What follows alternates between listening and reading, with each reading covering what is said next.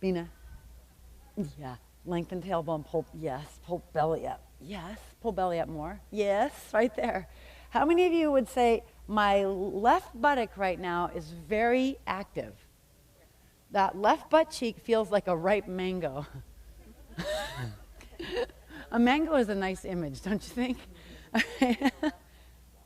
And the left quad feels good. But, I'm sorry, the left butt cheek. Left butt cheek, that one, do you feel it? Well, you better lift your belly and lengthen your tailbone more and stretch your back leg. Do you feel it now?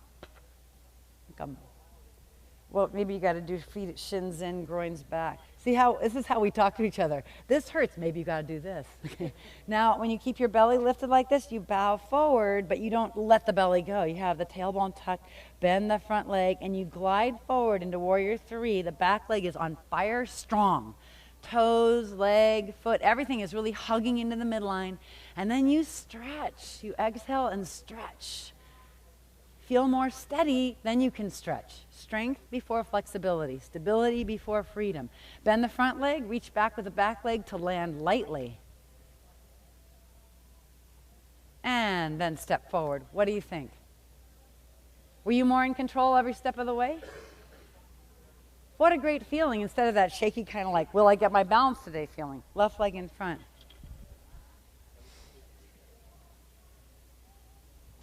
This is not chance. Anything we're doing in here, it's not chance, it's skill.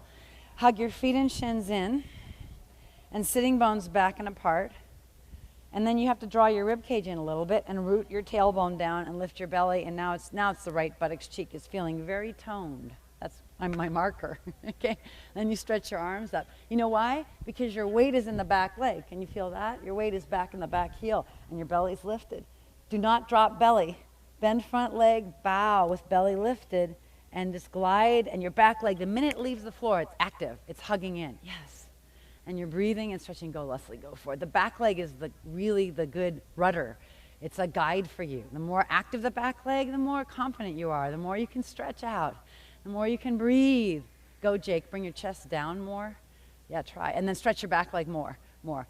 Awesome. And then bend the front leg and reach back. Yippee. I know.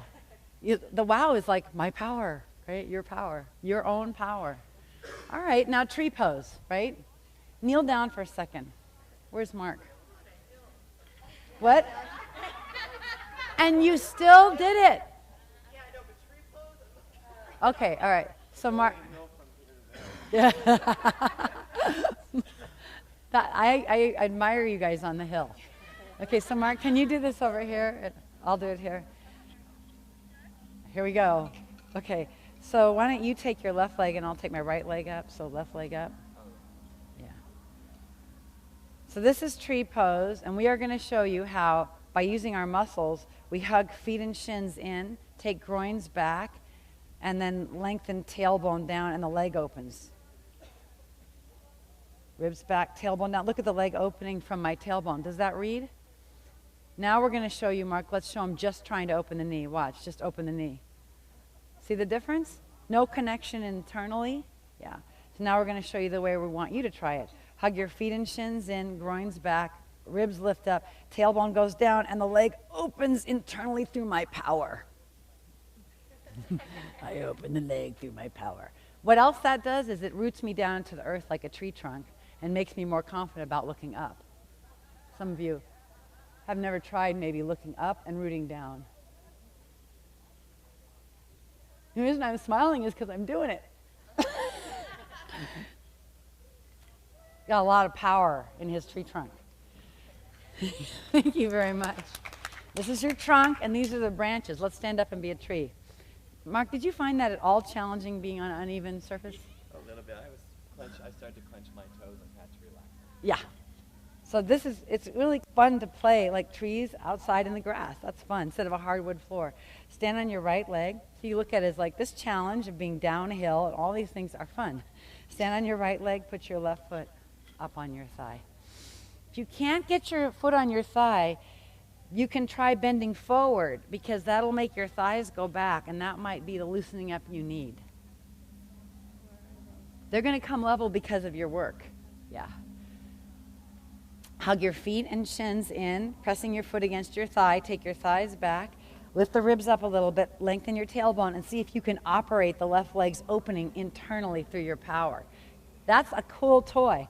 I can make my leg open internally through my own power. Yeah, feel it?